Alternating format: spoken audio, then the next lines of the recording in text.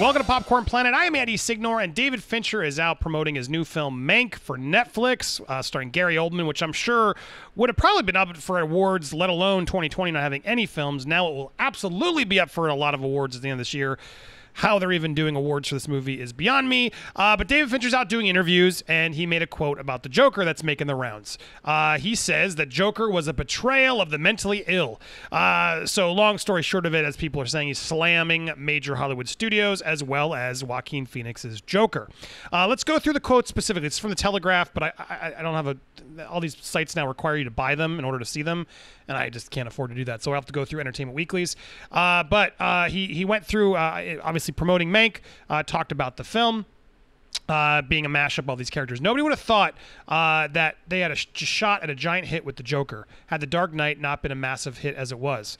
I don't think anyone would have looked at that material and thought, yeah, let's take Travis Bickle from Taxi Driver and Rupert Bumpkin from King of Comedy and conflate them, then trap them in a betrayal of the mentally ill and trot it out for $1 billion.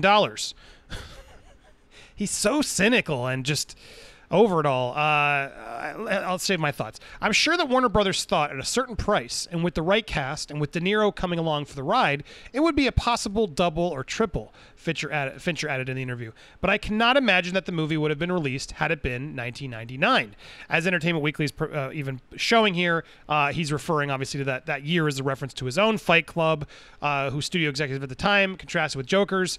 The general view afterwards among the studio types was our careers are over. The fact that we got that film made in 1999 is still, to my mind, a miracle. Now, just to pause and give him credit, he's right. That was not an easy movie to make in 1999. 1999, an amazing year for movies. Go look up all the movies that came out that year. He's not wrong, but that movie still was a hit. Like it was a cult classic. Did really well on DVD back in the time. They made 10 different versions of it for DVD.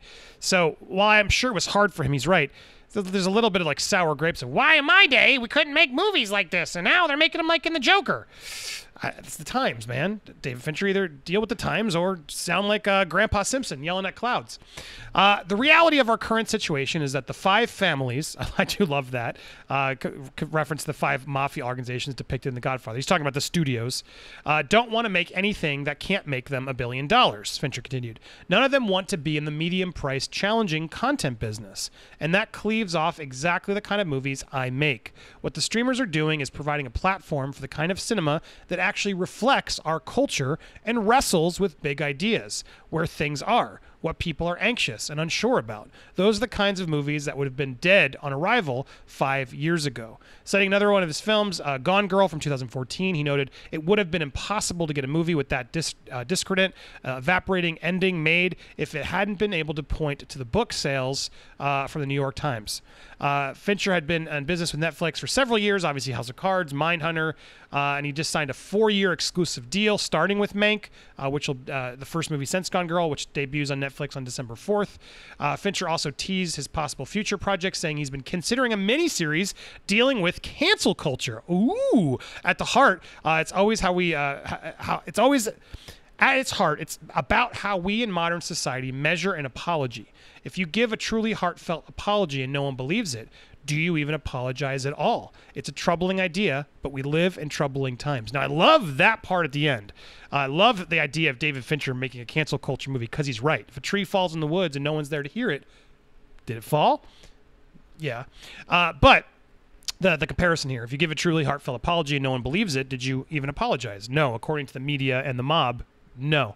So David Fincher doing a cancel culture something, anthology series, whatever, sign me up for that. Woo, woo, woo. That, maybe I need to adjust my headline of this video. David Fincher on cancel culture. I'll debate. You'll see what I just chose. But going back to now the Joker comments, look, he's not wrong. He's not wrong. And David Fincher, David Fincher's one of our best. Let's be honest. Some of his films are incredible. Seven is still my favorite of his. So dark and exactly the type of film you don't really get widespread commercial appeal. Studios clamoring for more sevens. And who would have thought? I don't think anybody, including the studio, Warner Brothers, never in a million years thought they were going to make $1 billion off of Joker. They didn't even want to make the movie from everything I heard. And then they just sort of did it, saying, fine, Joaquin Phoenix is in. Okay, fine, let's just please them. Let's just get this out the gate. Todd Phillips, my mind you, made a lot of money for The Hangover. So there was a lot of, but not, dramas. But Adam McKay was starting to do well. I thought, they took their bets on that movie, and they won big. I think Fincher's wrong in that they thought Joker would be $1 billion movie.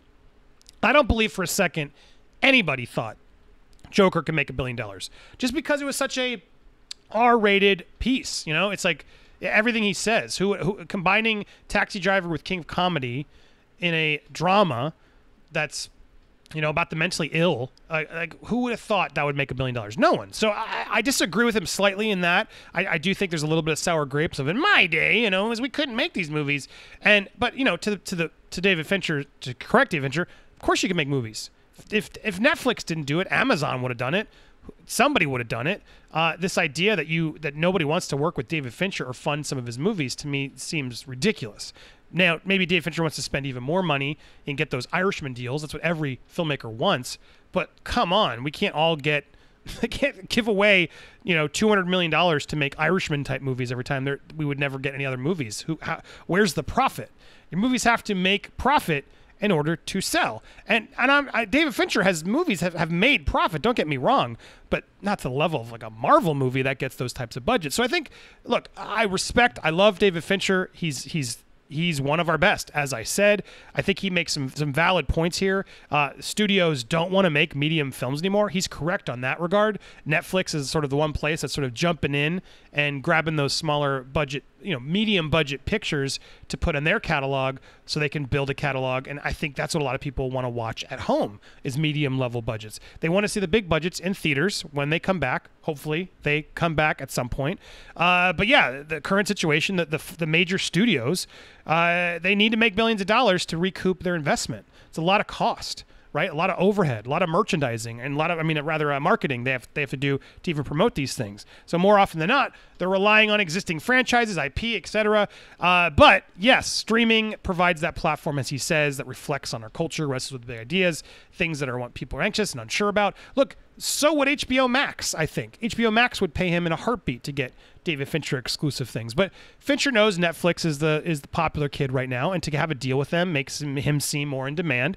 So him crying sour grapes about this seems a little silly. For him to take a shot at the Joker, saying it's a betrayal of the mentally ill. I don't agree. There's all, go back, right? All these people about, that it wasn't going to inspire violence and all this stuff that the film was doing. I don't think it did. This idea that a movie is responsible for offending or doing something to me is dangerous, because it's like, it's all about how the viewer takes it, right? And I didn't see the Joker as a hero. I didn't see Joker as an inspiration. I didn't see Joker wanting me to do anything. Now, some could argue and say, oh, look at all the, writing and stuff that's happened over the year, but it had nothing to do with Joker. I mean, come on. So I don't understand where that would have come from. It didn't, back then when it came out last year, it didn't inspire anything. So this idea, but was it making fun of the mentally ill? Was it? I don't see that. I don't see that. I'm curious. What do you guys think? A portrayal of that? The mentally ill just are all evil and turn violent. They're prone to violence. Is that what he's sort of saying? That's what I didn't get that vibe that they all do that. I think the country mistreats the mentally ill. That's a fact, and I think that's something the movie handled pretty well, pretty smartly. And sadly, it's a reality of some of these state facilities. They aren't taking care of not only just the mentally ill, but our elderly. And sure, someone can go through those cracks and turn dark or die. And so to me, I don't see it like he does. I don't see it as a betrayal. I see it as one example that's clearly going to glorify to some idiots who watch and take it as a documentary, but it's not. It's a movie about a fake villain called the Joker. So, look, what do you guys think of David Fincher's thoughts here? Regardless of what anything else said, I am fascinated for his cancel culture documentary. Oh, yeah, please. His miniseries detailing cancel culture, sign me up right now. Social Network, actually, I got to say, is probably his best film. That surpasses Seven for me. It still holds up, and there's talk of a sequel happening based off what everything Mark Zuckerberg's doing now. Would you watch that? What's your favorite David Fincher film? Do you think it's a betrayal of the mentally ill? Tell me all of that down below in the comments below, and tell me what you think. And don't forget to miss out. Don't forget to skip out on tonight's Change Our Minds. I'm going to put it right down the bottom left. We're going to talk about the black and white Snyder Cut, so much more. You're not going to miss it. click that button and then hit notify me, and you'll be alerted. Thanks for watching.